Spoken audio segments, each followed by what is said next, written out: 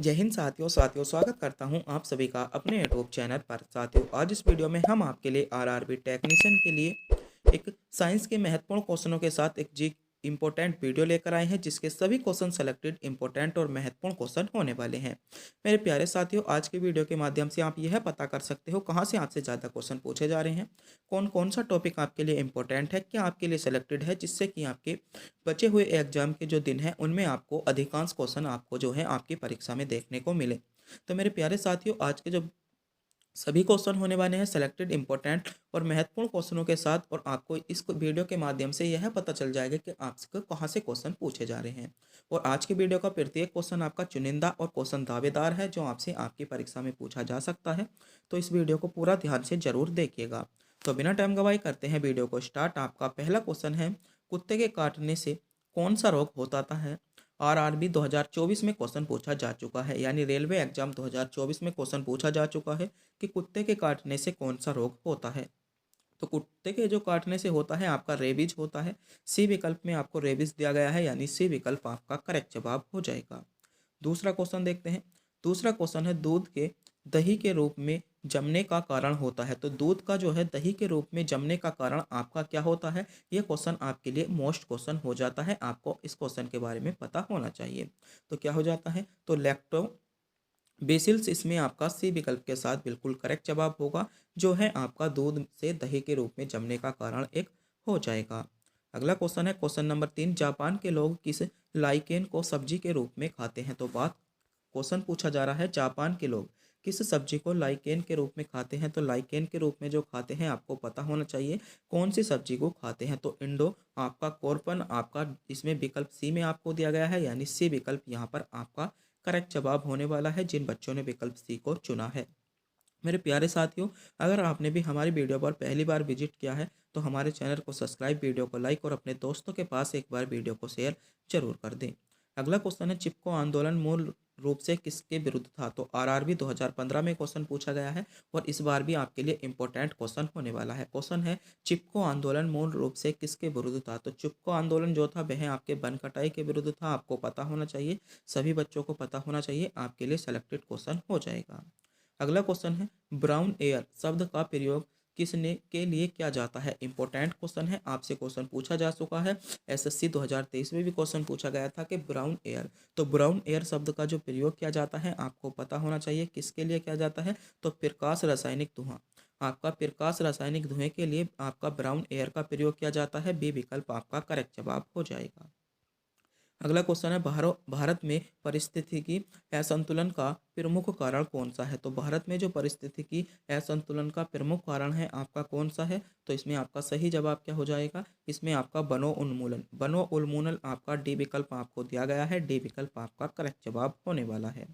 अगला क्वेश्चन है, जनसंख्या का अध्ययन क्या कहलाता है? तो बात करें अगर हम जनसंख्या के अध्ययन को लेकर, तो जनसंख्या का अध्ययन आपका क्या कहलाता है? तो आपका जनसंख्या का अध्ययन जियोलॉजी आपका ग्राफी कहलाता है। डी विकल्प में आपको जियोग्राफी दिया गया है, जियोग्राफी इसमें आपका करेक्ट जवाब होने वाला है।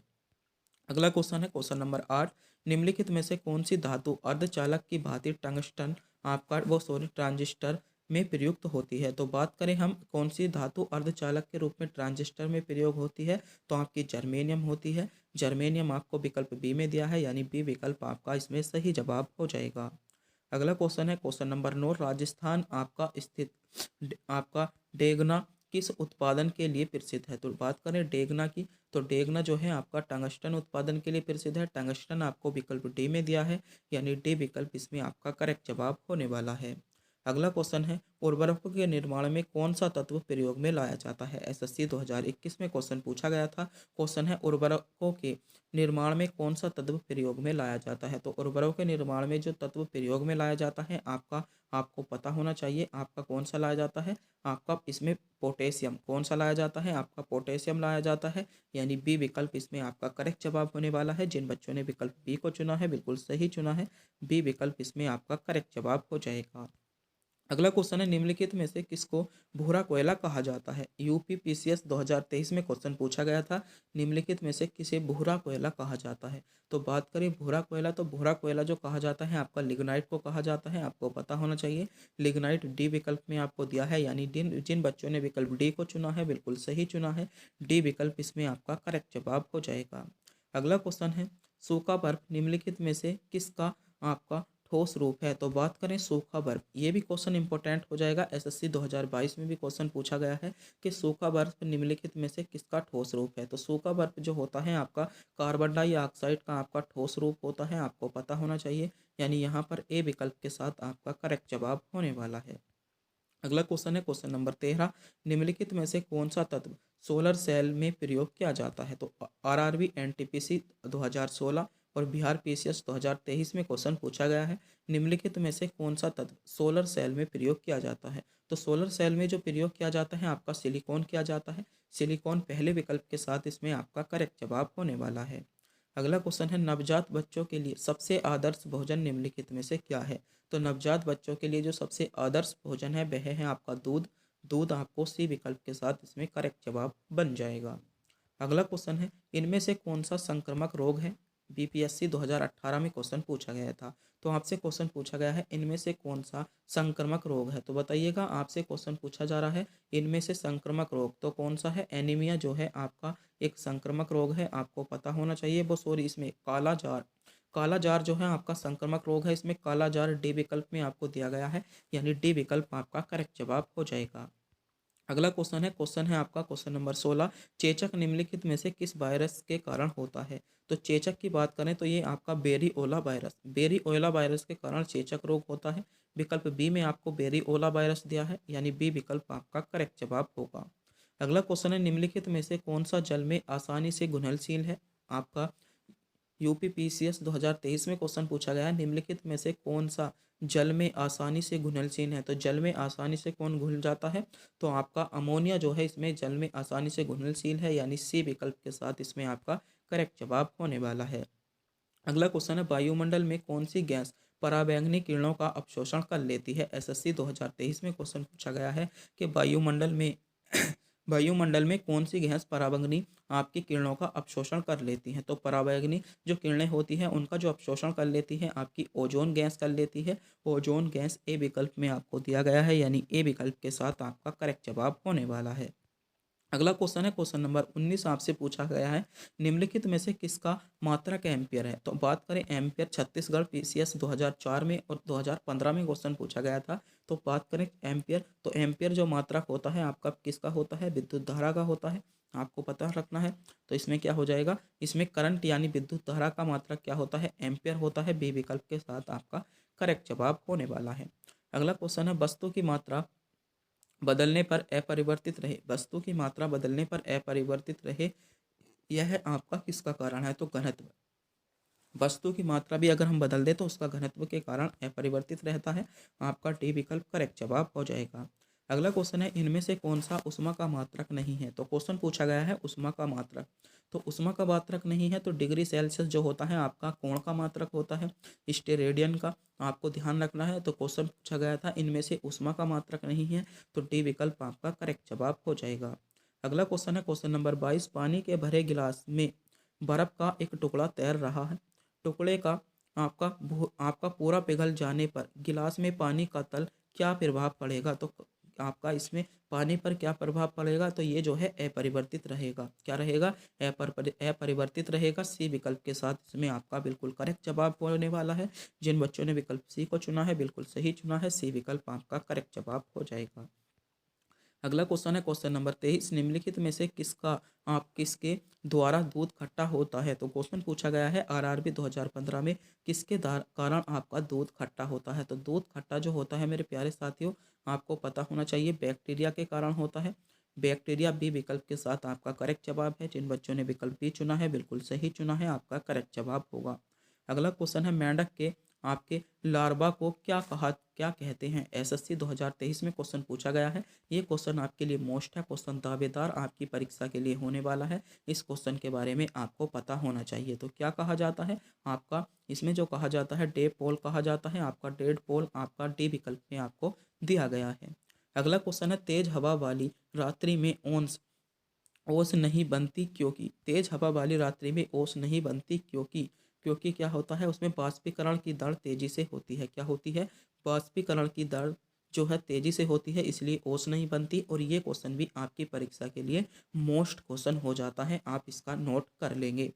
अगला क्वेश्चन है कि कीटों में कितनी जोड़ी टांगे होती हैं। तो कीटों में कितनी जोड़ी टांगे होती हैं? कीटों में आपकी 3 जोड़ी टांगे होती हैं, आपको ध्यान रखना है। ए विकल्प आपका करेक्ट जवाब होगा। अगला क्वेश्चन है पुरुषों के पुरुषत्व के लिए कौन सी गुणसूत्री संयोजी उत्तरदायी है। यूपीपीसीएस 2023 में क्वेश्चन पूछा गया है। तो पुरुषों में जो पाए जाते हैं XY पाए जाते हैं और महिलाओं में XX पाए जाते हैं। तो यहाँ पर आपका सी विकल्प के साथ करेक्ट जवाब होने वाला है। जिन बच्चों ने विकल्प सी को चुना है बिल्कुल सही चुना है, सी विकल्प इसमें आपका करेक्ट जवाब हो जाएगा। अगला क्वेश्चन है मांसपेशियों के अध्ययन को क्या कहते हैं। ये क्वेश्चन आपकी परीक्षा के लिए दावेदार होने वाला है, इंपॉर्टेंट होने वाला है, सेलेक्टेड क्वेश्चन आपके लिए होने वाला है कि मांसपेशियों के अध्ययन को क्या कहते हैं। तो बात करें मांसपेशियों के अध्ययन को, तो मेरे प्यारे साथियों मांसपेशियों के अध्ययन को जो कहा जाता है, आपका क्या कहा जाता है? तो इसमें जो सही जवाब हो जाएगा मायोलॉजी। मायोलॉजी जो कहा जाता है मांसपेशियों के अध्ययन को कहा जाता है। बी विकल्प के साथ इसमें आपका करेक्ट जवाब होगा। अगला क्वेश्चन है न्यूरोलॉजी में किस अंग का अध्ययन किया जाता है। बी आपका बिहार एसएससी 2015 में क्वेश्चन पूछा गया है। तो न्यूरोलॉजी में जो अध्ययन किया जाता है वह आपका स्नायु तंत्र का अध्ययन किया जाता है। ए विकल्प में आपको दिया गया है, ए विकल्प आपका करेक्ट जवाब होगा। अगला क्वेश्चन है सूर्य विकिरण का कौन सा भाग सोलर कुकर को गर्म कर देता है। तो सूर्य विकिरण का कौन सा भाग सोलर कुकर को गर्म कर देता है, ये भी क्वेश्चन आपके लिए इंपॉर्टेंट है, आपको पता होना चाहिए। तो कौन सा है? अवरक्त किरणें। अवरक्त किरणें इसमें बी विकल्प के साथ आपका करेक्ट जवाब है। क्वेश्चन आपके लिए मोस्ट क्वेश्चन ये होने वाला है, आपको इस क्वेश्चन का आपकी परीक्षा से पहले आपको पता होना चाहिए। अगला क्वेश्चन है निम्नलिखित में से कौन समय का मात्रक नहीं है। तो बात करें समय के मात्रक की, तो समय का मात्रक कौन सा नहीं है आपका? बताइए, इनमें से आपसे क्वेश्चन पूछा गया है समय का मात्रक। तो प्रकाश वर्ष जो होता है आपका दूरी का मात्रक होता है, ना कि समय का। इसमें सी विकल्प आपका करेक्ट जवाब हो जाएगा। अगला क्वेश्चन है रॉकेट किस सिद्धांत पर काम करता है। तो रॉकेट जो करता है आपका न्यूटन के तीसरे नियम पर आपका रॉकेट आपका सिद्धांत पर काम करता है। सी विकल्प में आपको न्यूटन का तीसरा विकल्प दिया गया है। और ये क्वेश्चन भी आपकी परीक्षा के लिए क्वेश्चन नंबर 32 भी आपके लिए मोस्ट होने वाला है।